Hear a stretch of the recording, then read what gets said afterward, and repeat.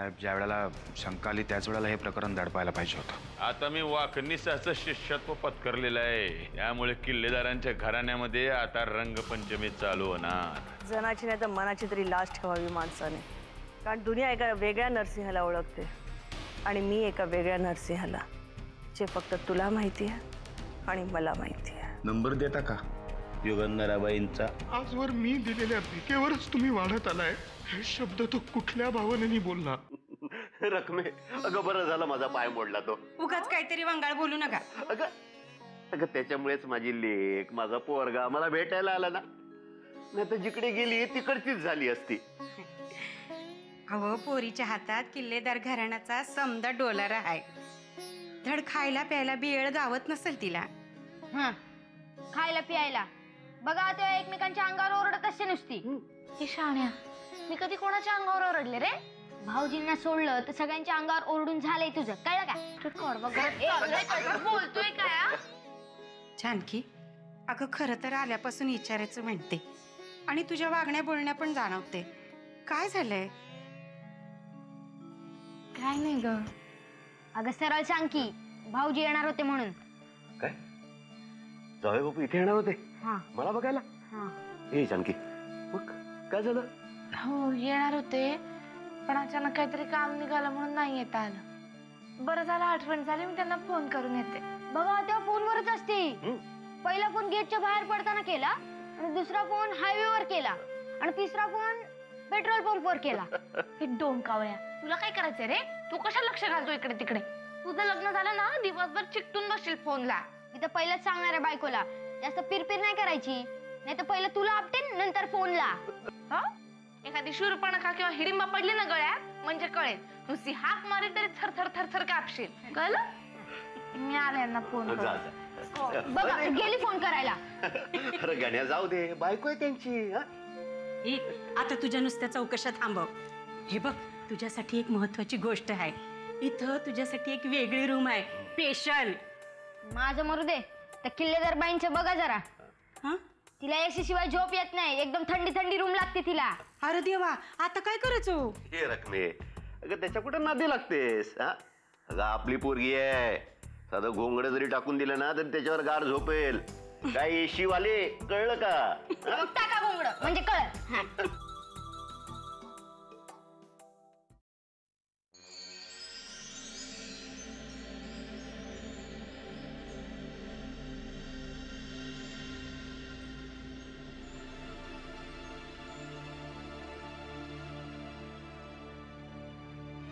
कुठे गेला होतास?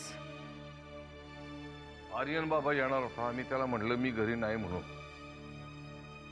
आला होता का? आर्यन नाही आला,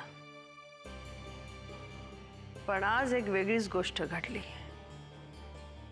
नरसिंहाने चक्क माझा फोन उचलला.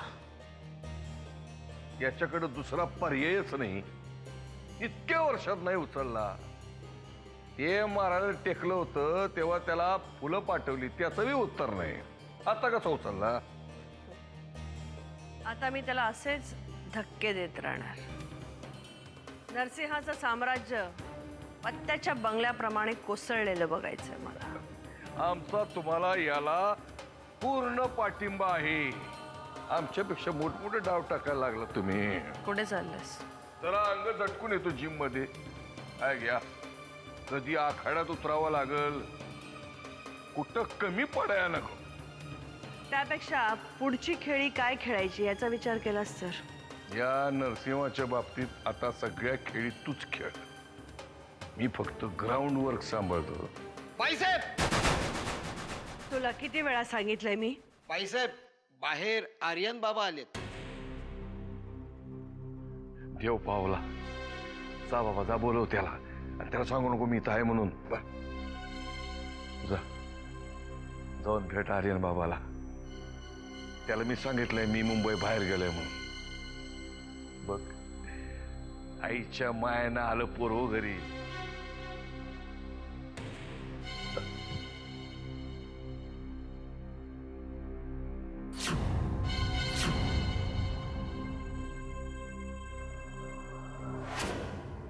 कसे आहेत सुभानराव? आता बरे आहेत. मी यायच्या आतच ते डॉक्टरांनी प्लॅस्टर घातलं होतं. तुमचा फोन आला होता म्हणाले. आता घरी सगळ्यांना सांगून ठेव, काही झालं तरी याच डॉक्टरांना बोलवायचं. आपले फॅमिली डॉक्टर आहेत ते. तुम्ही त्या गोळ्या घेतल्या का? लाल आणि पिवळी घ्यायची होती. माझी फॅमिली डॉक्टर मात्र तूच आहेस. अहिल्या ताईंचं पुढे काय झालं? जी अक्कल गणेशला आहे ती अहिल्याला नाही, म्हणूनच फसली त्या कर्वेच्या गोड बोलण्याला. तुम्ही जास्त मनाला नका लावून घेऊ. आपण कितीही झटकायचा प्रयत्न केला तरी या घरावर जे शिंतोडे उडाले आहेत ते इतक्या सहजासहजी मिटणार नाहीत. तुम्ही कोणाला काही बोलला नाहीत ना? तू या विषयावर बोलायला फोन केलास का? नाही,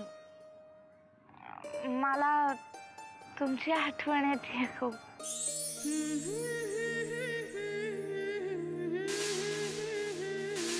आपण नंतर बोलू. बरं. आतेबाई, जर तू अहिल्या या विषयावर बोलायला आली असशील तर. बोलणार, त्याच विषयावर बोलणार. नरसिंहा, अहिल्याला नक्की काय बोललास तू?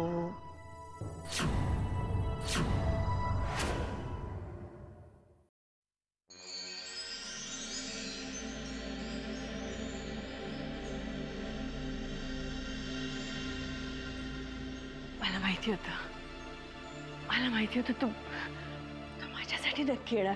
माझी खात्री होती.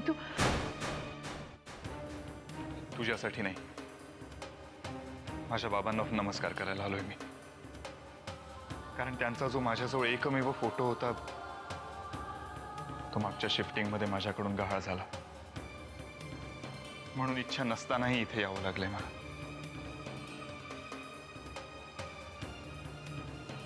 खोटं का होईना, पण माझ्या समाधानासाठी तरी म्हणायचं होतंस की तू मला भेटायला आलायस. खोटं बोललेलं आणि खोटं वागलेलं दोन्ही आवडत नाही मला, माझ्या वडिलांसारखंच. मला सुद्धा तुझ्यावरचं प्रेम दाखवायला खोटेपणाच्या कुबड्या लागत नाहीत. जे माझ्या मनात येतं तेच मी करते.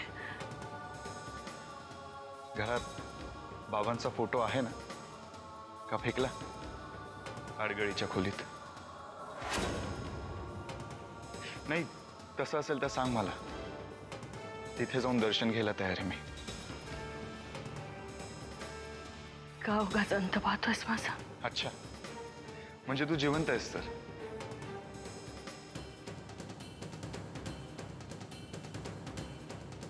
वाढदिवसाच्या हार्दिक शुभेच्छा. मी आजचा दिवस माझ्या वडिलांचा मृत्यू दिवस म्हणून पाळतो. त्यामुळे कोणाच्याही शुभेच्छा घेणं हे माझ्यासाठी पाप आहे. मी उत्तर देऊ शकले असते तुला, पण नको. आज तुझा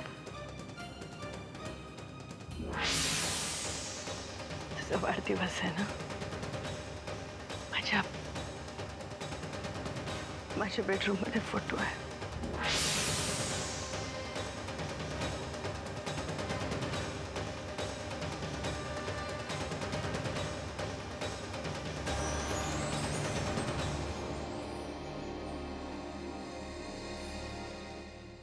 जे झालं ते असं झालं.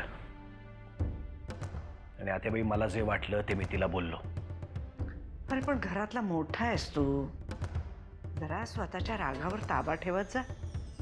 तू काहीतरी बोलतोस आणि घरातला प्रत्येक जण त्याचा वेगवेगळा अर्थ काढतो.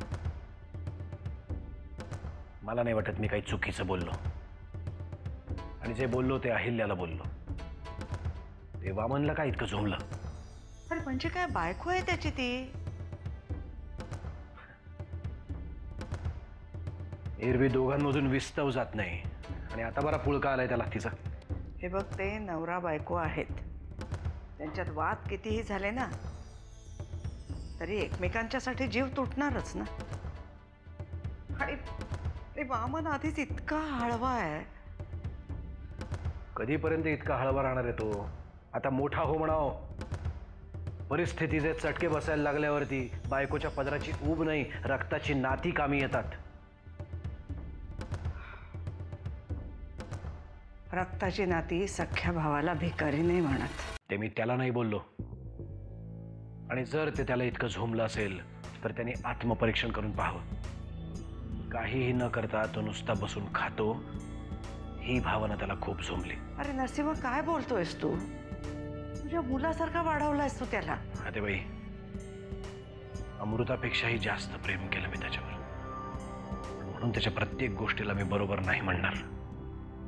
आणि जर त्याला त्याचा त्रास झाला असेल तर मी बोलेन त्याच्याशी. राम लक्ष्मणासारखे दोघे भाऊ पाठीला पाठ लावून आलेले, यांना वेगळं करणाऱ्या त्या युगंधराला माफ नाही करणार मी. आपलंच नाणं खोटं ठरलं ते बाई, म्हणून तिचं फावलं. आता तू तरी रागावर ताबा ठेव बाबा. वामन काही बोलला तुला? मला काय बोलणार? तो चिडला की सगळा राग स्वतःवरच काढतो, नाही तर बासरी वाजवत बसतो.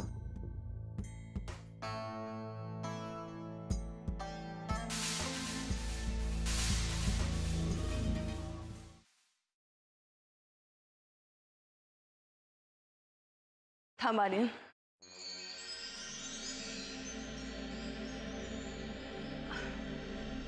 खरंच निघालायस?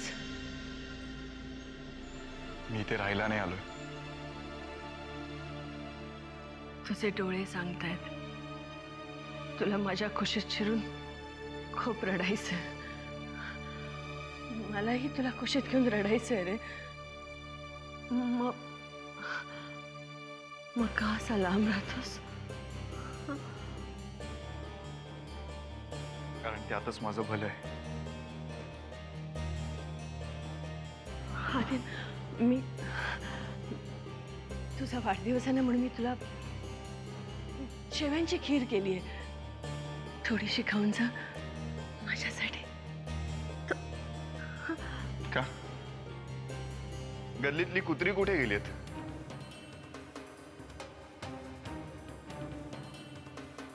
मला माहितीये तू कोणाबद्दल बोलतोस, पण आर्यन, त्या माणसाने या बास. मला नाही ऐकायचं तुझं हे पारायण. एक काम कर, तुला तुझं मन हलकं करायचंय ना, मजा वर तो लपून बसलाय ना त्याच्याजवळ कर. आणि त्याला म्हणतो किती लपून बसला ना तरी बाहेर त्याची गाडी उभी आहे, ती कोण लपवणार? तुला राग येऊ नये, आपल्या दोघांना बोलता यावं म्हणून तो बाहेर नाही आलाय. म्हणूनच म्हटलं जा, त्याच्याजवळ जाऊन तुझं मन हलकं कर. तुला काहीच कसं वाटत नाही रे आर्यन? माझ्या वडिलांचा जीव घेताना तुम्हाला काही वाटलं? आर्यन, मी अरे माझ्यावर असा आरोप करण्याचा तुला काहीच हक्क नाहीये. अरे बापरे, खूपच झोंबलेलं दिसतंय. आर्यन, मी नाही मारले विनायकला. विनायकवर माझं नितांत प्रेम होतं. आजही आहे. झालं, निघू मी? उशीर होतोय मला. नाही आर्यन, तू असं जाऊ शकत नाही. माझ्या जीवाला आग लावून तू असं जाऊ शकत नाही आर्यन. मी विनायकला नाही मारलेलं. आर्यन, आर्यन, आर्यन, तू असं जाऊ शकत नाही. मी नाही मारलं विनायकला, मी नाही मारलं रे. मी नाही मारलं विनायकला. मी नाही मारलं. जाऊन विचारता नसत्याला. नाही मारलं तुझ्या बाबांना. मी नाही मारलं विनायकला. मी नाही मारलं.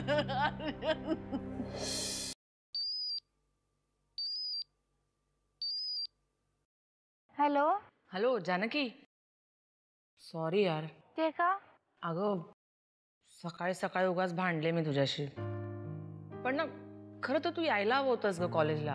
अमृता, माझ्या कॉलेजला जाण्याच्या विचाराने घरात एवढा गोंधळ झाला. मी खरंच तिकडे गेले असते तर काय झालं असतं? अगं पण ते बाबा आणि आत्या आजी त्याने त्यांचं काय ते बघितलं असतं ना.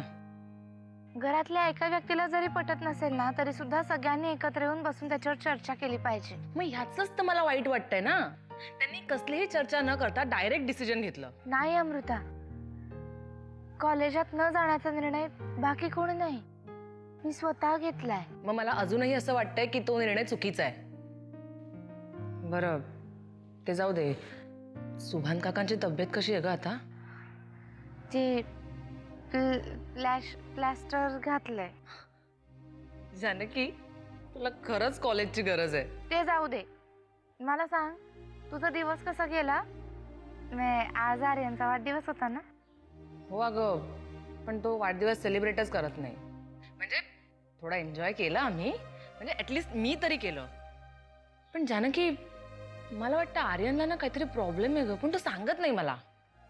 अगं मग काम कर ना, त्याच्या कुठल्या तरी जवळच्या मित्राला विचार ना. आपण नाही का एकमेकींकडे मन मोकळी करत तसंच. हा यार, सॉलिड आयडिया आहे. आणि अमृता, आणखीन एक. काय ग?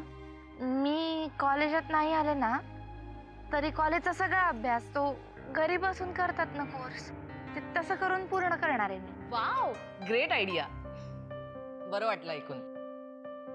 चल बाकी भेटल्यावर बोलूच. चालेल, ठेवते मी.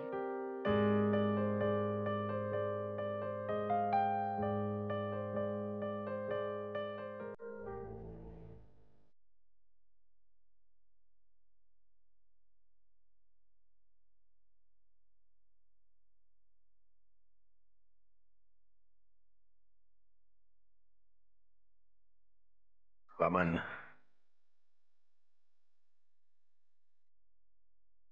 असं काय करतोस वेड्या? हे बघ, मी जे काही बोललो ते तुला उद्देशून बोललो नाही किंवा अहिल्यालाही नाही. तुम्ही दोघे काय मला परके आहात का?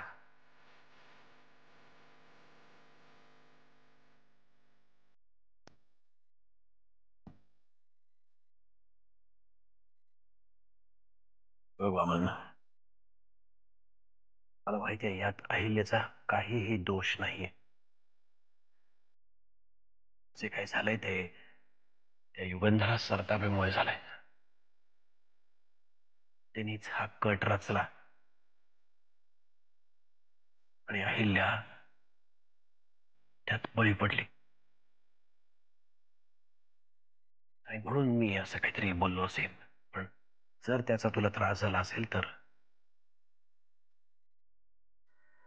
I am sorry. तुला माझ्याकडे येऊन स्पष्टीकरण द्यायचं काही कारणच नाही, काही गरजच नाहीये. आय नो तुझं माझ्यावर प्रेम आहे, अगदी मनापासून प्रेम आहे. पण ते लहानपणापासूनच असलेलं प्रेम आज 2 शब्दांनी कमी पडलं रे.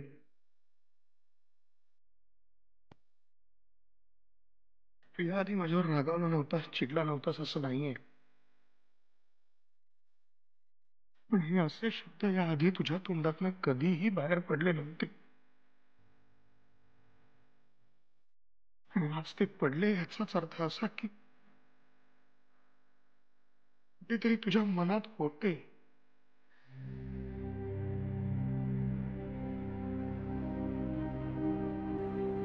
असं का बोलतोयस तू वामन? तुला माहिती आहे माझ्यापेक्षा अमृतापेक्षा जास्त प्रेम करतो मी तुझ्यावर. तुला काय म्हणायचंय ते मला व्यवस्थित कळतंय.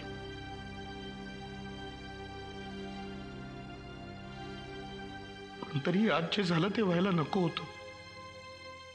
मी एवढा मोठा नाही, माझी तेवढी लायकी नाही. वामन, मनाला लागेल असं बोलू नकोस. मनाला लागेल असं तू बोललायस दादा. मला माहितीये तुझा असा स्वभाव नाहीये, तरी तुझ्या तोंडून आज ते शब्द बाहेर आलेच. याचाच अर्थ की याचा अर्थ काहीही नाही. अचानक तोंडातून शब्द आले बस. मला माहिती आहे मी असं बोलायला नको होतं. एक गोष्ट मला मनापासून सांग, अगदी मनापासून. अहिल्या जे वागले ते बरोबर होतं. हे बघ, हे सगळं त्या युगंधरा सरतापेमुळे झालंय. माझ्या विरुद्ध कपट कारस्थान करण्यासाठी अहिल्याचा युगंधरा सरतापेंनी वापर केला. हे तिला कळायला नको होतं. तू तुझ्या मनाला विचार, हे चूक आहे की बरोबर? बरोबर आहे. भारताच्या संविधानामध्येच तसं लिहून ठेवलंय. कुठलाही माणूस कुठल्याही पक्षाचं कार्य करू शकतो. ते काम करण्याचं स्वातंत्र्य त्याला आहे. मला नाही वाटत अहिल्याने कुठली चूक केली आहे, कुठलाही गुन्हा केलाय.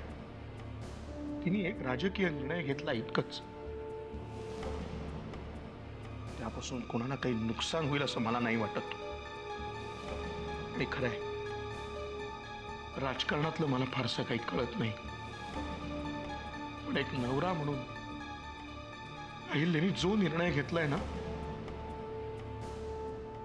त्याला मी पाठिंबाच देणार आहे.